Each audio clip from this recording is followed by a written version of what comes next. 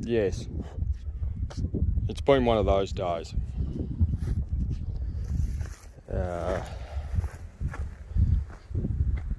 Had the footings dug out this morning. That in itself is another part of the saga. Now, before he decided to, before we started the footings, I had asked him to trench across here back to the existing riser for the old pivot site, and that way we wouldn't have to come back out to do the trench. I could just join onto that pipe, thinking that that pipe headed over that way to the pivot, which it does, sort of. We'll get there, sort of. So I left him to it, and off I went to do another job, and literally within 2 seconds I got a phone call, and he's hit the pipe. Actually, he managed to catch the gibbo coupler with the edge of the bucket. Now, that is the thrust block there, joined onto the riser that was in here. Now, this leaked constantly. It had been leaking probably ever since it was put in. There is a reason behind that. I don't have the gibbo fitting here. I took it up to the shed because I had intended to reuse the thing, but there is no way known on the face of the planet that I will reuse that piece of shit. So anyway, a little bit more digging, and it was determined that rather than the pipe going around that way, which would have made sense considering that's where it originally had to go to, was to the centre. So I just assumed that they'd dug it around to here somewhere. But no, obviously they've cut the end off somehow to put that on with the gibbo fitting on the end of it. We may as well get to that part now. That is the bit of pipe that was in the gibbo fitting. Now, this bit of pipe was virtually the entire way through the gibbo fitting, rather than just being, well, you know, butted up and the fitting being covering both sides equally.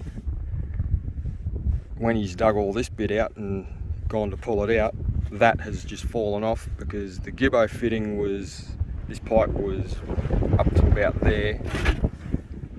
So that was probably on to about there, just hanging on. So no wonder the damn thing was leaking, and it is an absolute miracle that it didn't blow apart. Seriously. Now, which leads me to another point. Why the hell a certain business in town with a poly fabricating arm that saws like a, insert name of a soaring bird into said statement, and why they manufacture that rather, because that's only 6-inch PVC. It's nothing special, 150mm. It's not some American imperial stupid size 1,000-year-old hardy pipe. It is actually just 150mm. So all I need to do, which I have got the fittings for today, this afternoon, is put an elbow on the end of the new pipe, we'll get to that, with a riser, table D flange on top, reuse those thrust bolt rods and concrete thrust block into the ground like I did the last time. But no, they chose to do this out of poly. Now, is that one of them stupid couplings? No, it's all welded.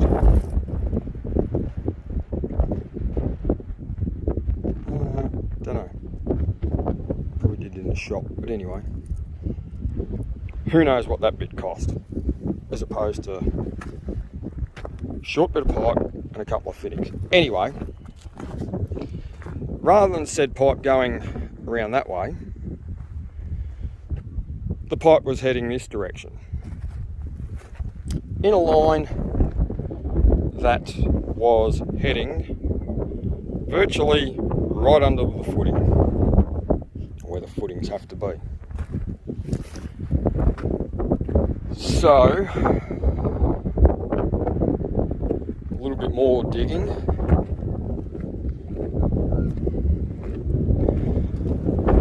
And there is the 150mm pipe.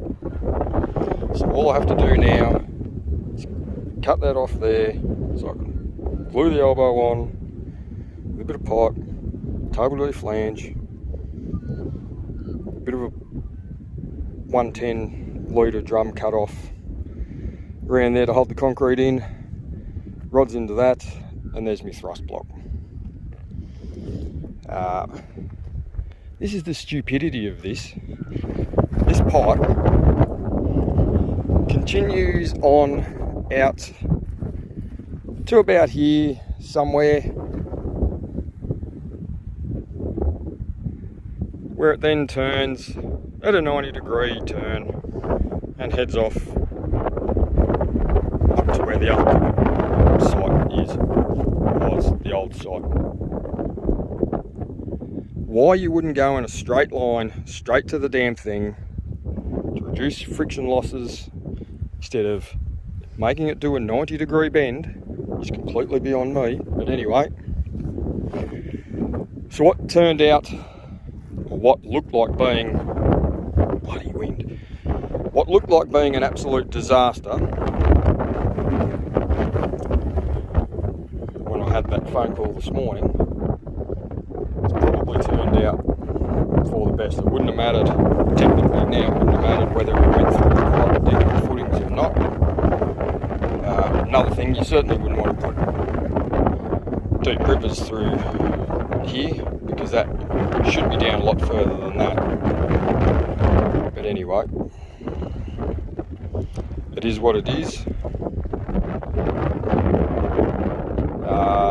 Next little saga, these footings. I don't know how I managed to do it, but I had my template down, ran the paint line around the outside of the template. That should have been the centre line, but through a little bit of miscommunication, or Saturday morning, end of, not that it's end of week for some of us, fatigue, he's dug the footings on the inside of the paint line, so the footing bolts would have been right in each corner. So I had to ring him and tell him to, well, I didn't have to tell him, I rang him and he came straight back out to redo another half bucket width around each side. So at least the footing bolts will now be in concrete rather than just in the corner of concrete and nothing else. So hopefully, by having that little disaster over there, well, could have been a hell of a lot worse too, because I was watering the loosen last night with the other pivot. So if I'd still been watering this morning and he went through that pipe up there, that would have been very interesting. So anyway, there's still a shitload of water in this line. Not looking forward to this, but at some point I've got to cut that. that water can't drain back out because that water's off that end. So it'll only be the rest of whatever's in here, which will probably be a fair bit, but anyway. Not a great deal can do about that. So now I need to this is going to be interesting. Put some steel posts across here to hold the template up so that I can put the footing bolts in to weld the rebar onto to make a footing cage. Because I'm not doing a mesh footing cage like I did for the other one. This time I'm just going to use the D-bar, rebar, D-bar, deform bar, rebar.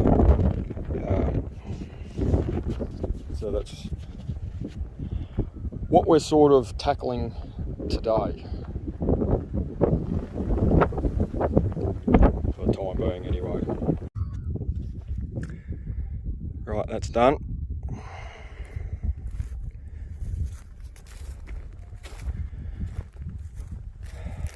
That's done.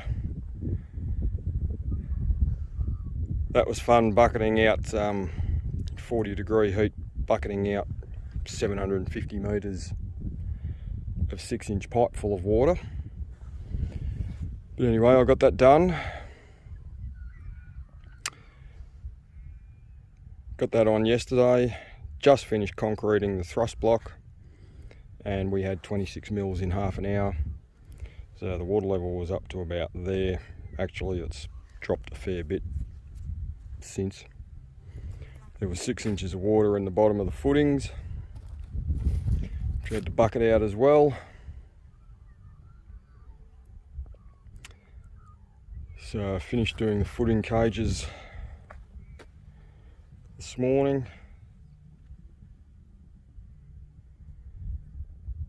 Hoping they don't move.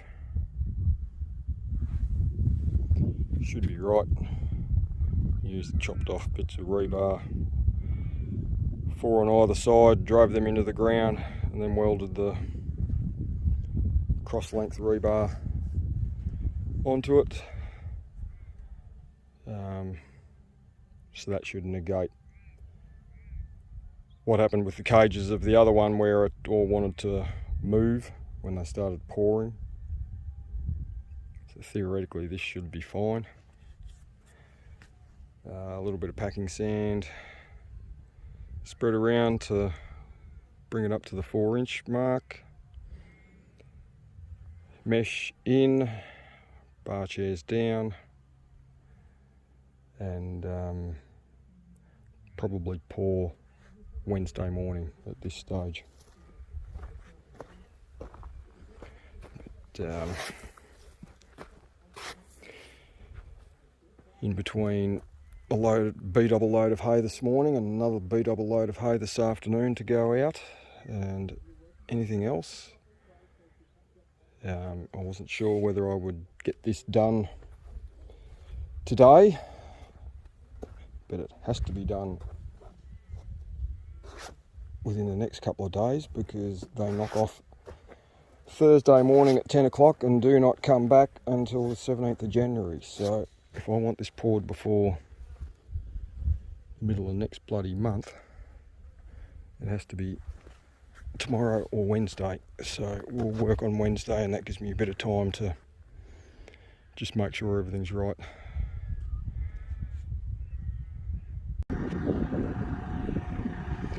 Right, so we got the pad poured yesterday, footings done. Footings took 5.8 cubic metres, pad was about 3.